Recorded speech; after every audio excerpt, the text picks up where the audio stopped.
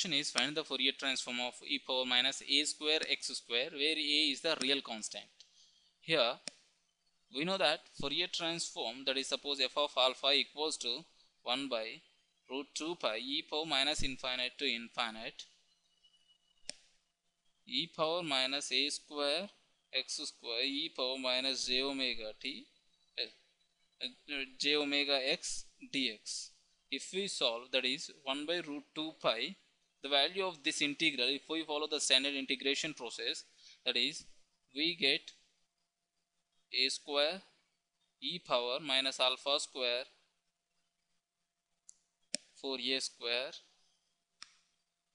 If we solve this one, we will get answer as a under root e power alpha square by 4a square. Hence option C is correct. The question is find the value of A matrix in x dot equal to ax for the system described by the differential equation y double dash plus 2y dash plus 3y equal to 0. So usually the people will confuse that here. So y indicates the output. So if you take y as an output, so you will end up with the wrong solutions. So here y indicate a state. It is a state, it indicates a state of a system. So basically it's a control system problem. So we have to define what is the matrix A here. So the first of all we have to define what is matrix A. Here the A is a state matrix, so we have to find out the matrix A here, right? So with the help of the given differential equations, right? So here, so for convenient purpose I am taking y equal to x1. So if we take y equal to x1, what is y dot? So obviously it will be x1 dot. So we know that x1 dot equal to x2, that is the next state, right? So x1 dot equal to x2, and if I take y double dot, what is the meaning of this? This will be x2 double dot, and don't go for x3, right? So because here the network is consisting only two states, so that's why, so we are limited up to x2. So now I am substituting these things in our given differential equation. So what is our given differential equation? Y double dot plus 2y dot plus 3y equal to 0. Now so try to substitute these things in the given differential equation. So if you substitute these things in the given differential equation, then we will get x2 double dot plus 2x1 dot 2x1 dot. x1 dot is nothing but x2, so 2x2. I am substituting not x1 dot, I am substituting just x2 because y dot equal to x2 plus 3x1 equal to 0. So from this what you will get? X2 double dot equaled minus 3x1 minus 2x2, right? This is our equation number 1, right? So we are here the system having two states, so that's why we require two state equations for defining the state matrix.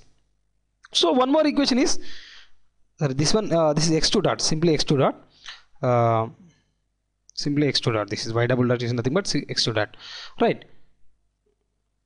Y double dot, this is, so x1 dot equal, we know that x1 dot equal to x2 from this equation, so that is equal to x2, right? So I can write this equal to 0x1 plus 1x2. So from this you can write a state equation x1 dot and x2 dot, that is equal to some matrix multiplied by x1 x2. So this is our state equation. So x1 dot equal to what? 0x1 plus x1 1x2, so that's why 0 1, and x2 dot equal to what? So x2, this is x2 dot, x2 dot equal to what? Minus 3x1 minus 2x2, so minus 3x1 and minus 2x2. So the state equation is here, the state equation A is 0 1 minus 3 and minus 2.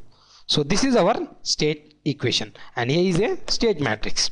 So now A is a state matrix, so we have to go for option A. The question is we have to find out the transfer function directly, straightforward. That means C of S by R of S we have to find out. So we know that the definition of the transfer function is a block diagram is given. So one way of solving the problem is directly, if you know the reduction techniques in the block diagram, so directly you can approach that method. Otherwise one more technique is also there, and that is, first you have to convert the block diagram into signal flow graph, then you have to do the transfer function with the help of signal flow graph technique. right? So that is the second method. So generally the people usually go for signal flow graph technique if the block diagram given is the complex one. So but if you observe this system, it's a very simple system. Only two cascade elements are there in the forward path, but two series elements are there in the, I can say parallel elements are there in the there in the feedback path. So that's why this is very simple method. So that's why we will try to simplify this with the help of block diagram reduction techniques only, right? Now if you, I am just reducing the network by combining these two blocks into a one block, and by combining these two feedback path into a one feedback path. So these two are in parallel. If the two networks are in parallel, then that will be added. So if two networks are in series, that will be multiplied in block diagram reduction technique. So I am following those techniques, I am applying those techniques here. Now I am reducing this block diagram by like this.